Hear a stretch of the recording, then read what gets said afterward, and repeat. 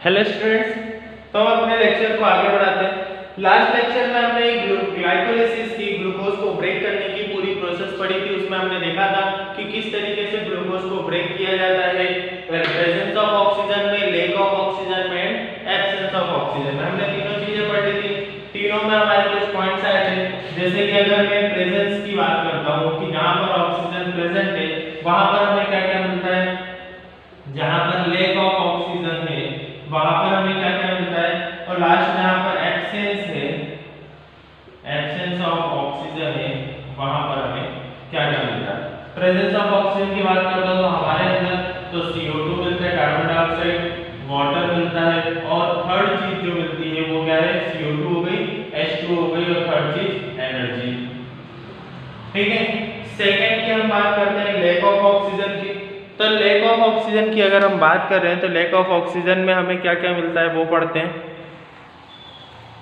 Lake of oxygen में हमें क्या मिलता है, lactic acid plus CO2।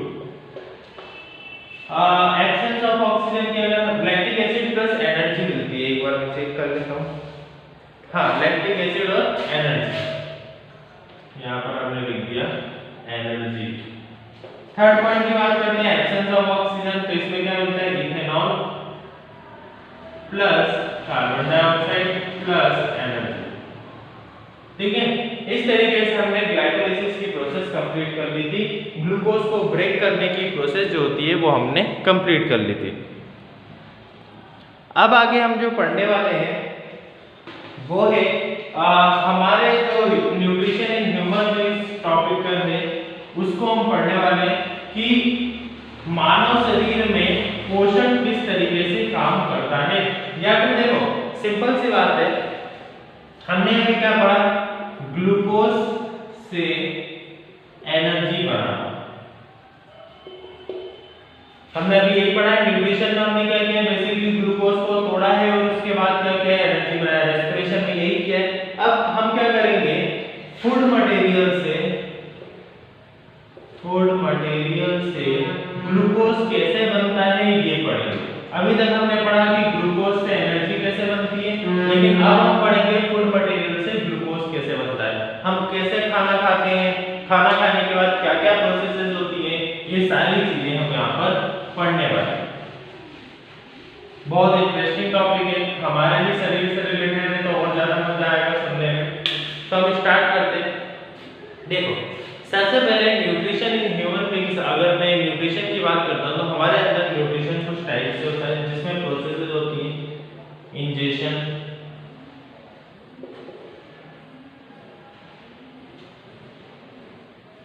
Ingestion के बाद होता है डाइजेशन,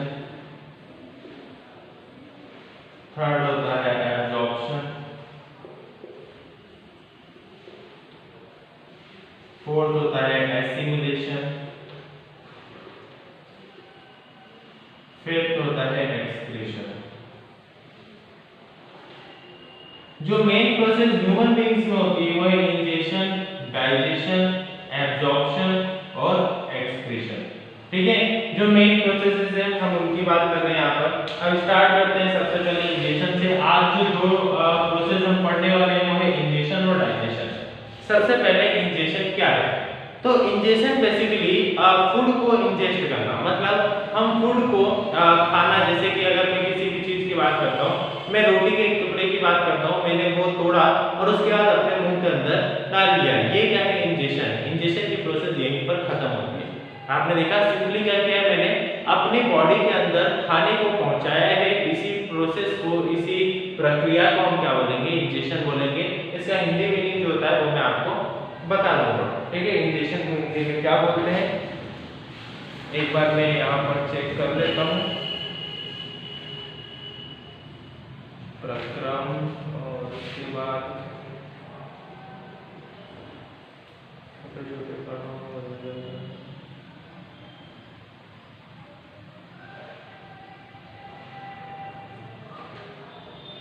ठीक है, तो मैं इसके बारे में आपको इंजेक्शन क्या होता है वो मैं आपको बता दूंगा। हमारे शरीर में यहाँ एक प्रक्रम की चर्चा, ठीक है। अभी इसमें नहीं दिया हुआ है। मैं आपको इंजेक्शन को हिंदी में क्या बोलते हैं ये बाद में लेटर ऑन मैं आपको बता दूँ, ठीक है। अभी हम स्टार्ट करते हैं बी इंजेक्शन। 2 मिनट शायद मिल गया है complex nature.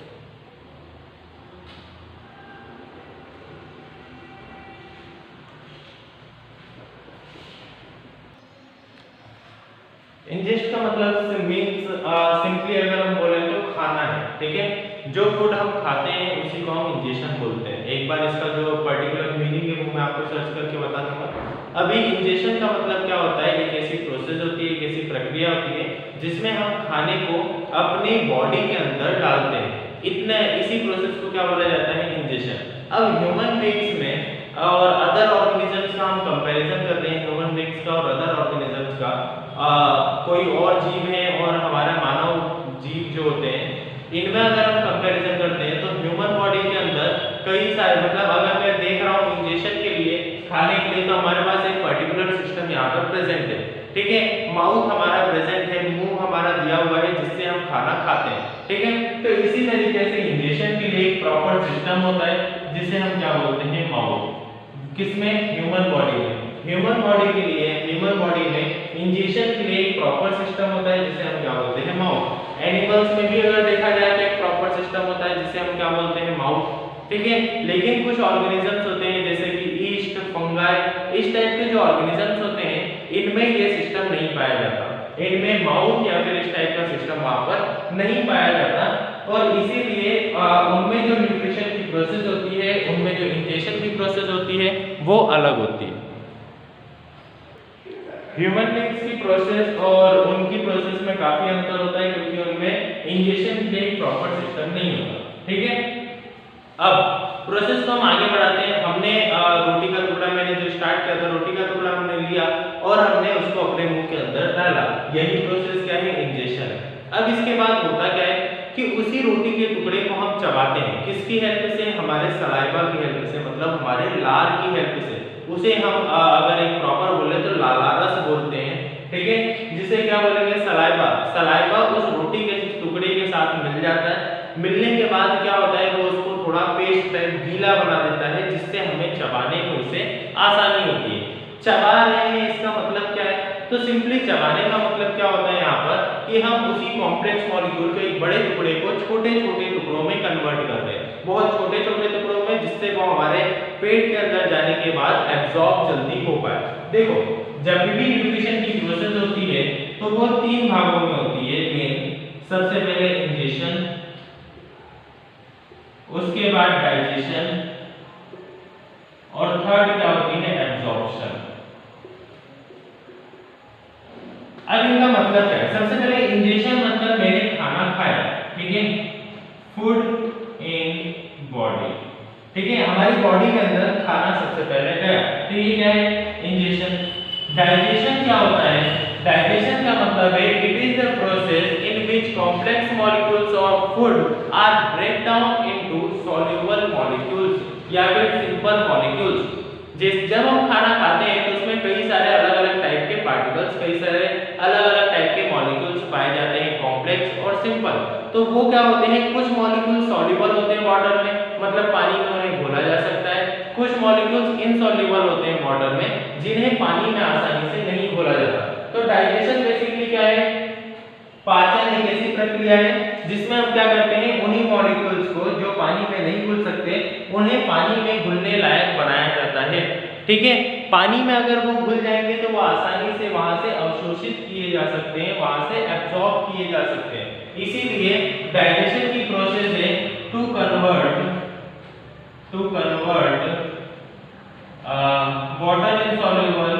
Water insoluble molecules into water soluble molecules। मतलब क्या है कि ऐसे मॉलिक्यूल्स को या फिर ऐसे अणुओं को जो कि पानी में नहीं घुल सकते, उनको हम किस में कन्वर्ट करेंगे, परिवर्तित करेंगे उन अणुओं में जो कि पानी में आसानी से घुल सकते हैं। ये बेसिकली एक प्रोसेस है कॉम्प्लेक्स मॉलिक्यूल्स को सिंपल मॉलिक्यूल्स में चेंज करने की, ठीक है।